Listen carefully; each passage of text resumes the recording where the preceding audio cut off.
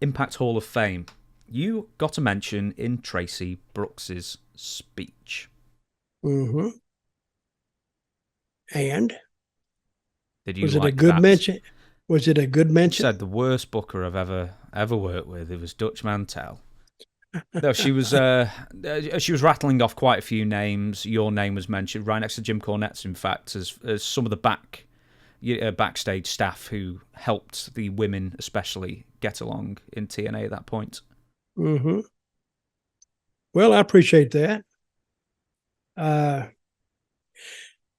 See, when I went to TNA, I was the one who came up with the idea, and I've covered this before, that I wanted to bring just a girls' division in. They wanted to be different. And I mean, how much more different can you be? You got a bunch of guys over here, and you only got a set number of stipulations you can put into a match. So just bring in some girls and have them their own division. I mean, WW were they WWF then? E. WWE. Well, they had girls, but it was just like panties on a pole match or something like that. It was always some kind of sexually oriented gimmick match. They would put them in. So I said, what if we had a girls division to where they kicked ass? So Gail Kim was there, and we had her as managing somebody, and and Gail Kim is very high on wrestling.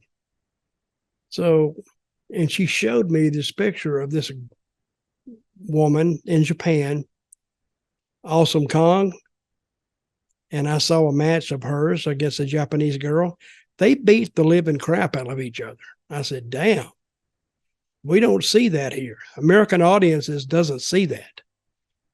So she said, are you interested? It was the next day after I watched the tape. She said, are you interested? I said, yes, I'm interested. I says, when do you think she could get here? She said, I don't know when you want her. I said, yesterday, because I was ready to start those girls right away.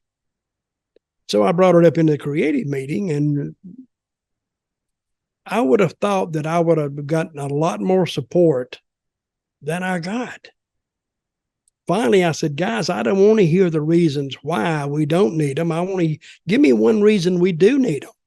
I said, first of all, they're brand new, and we're going to attack a different style of wrestling. This is going to be more like on the Japan side than the WWE side. And it worked. And I put Kong out there. And when we was going to Orlando, those crowds we had down there, they weren't strictly wrestling fans. They were, but they weren't.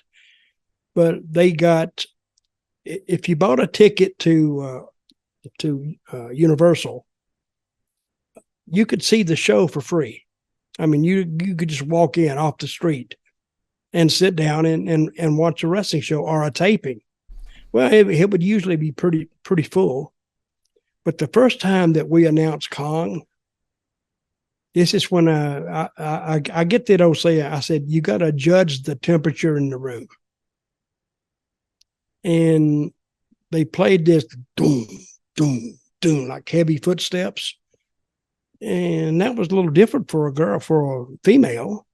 And then they saw Kong come out there, and they went, damn, this is going to be different. And Kong took her opponent and beat the living crap out of her in about 2 minutes and pinned her and left. That was it. Got their attention. So Kong really, really, really got over from the first day. And so we built on that and built on that and built on that. And finally, the girls division, the female division, was drawing better than if you put Kurt Angle and Sting into a match. And we did that. And they did like a 2-6 or a 2-7. And we put Gail Kong and I'm not Gail Kong, Gail Kim and Awesome Kong in a main event. And we did this years before WWE did it. We put them in the main event and we did a 3-4, 3-4-5. And I'm saying, damn. So what happened was the girls really kept TNA's ratings very, I mean, for us, for TNA, kept them high. And they made a living off those girls. So I'm glad I had something to do with it. And we didn't do really a lot of screw finish. If a girl beat another girl, she just beat her. And that was it. And then we started telling the story about Gail Kim wanted Awesome Kong, and we finally worked it up to a main event. And they really, really produced. I was really proud of those girls. And what I was proud of those girls also was when one of them had a good match, it was like all of them had a good match. So when she would go back to the dressing room or wherever they were getting ready, they'd all hug the girl and congratulate her because it made them all look good. Now, later on, we had a few bad apples in there. Rockacon was one who sued everybody for $3 million or whatever. Except for you somehow.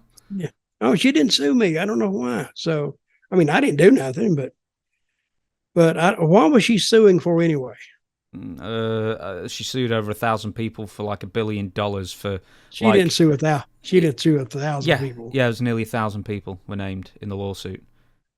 It was the phone book essentially that she sued.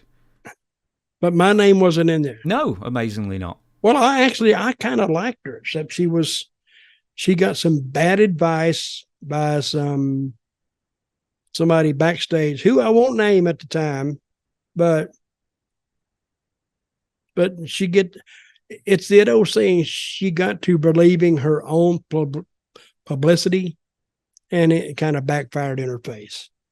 But anyway, the knockouts did very, very well for themselves.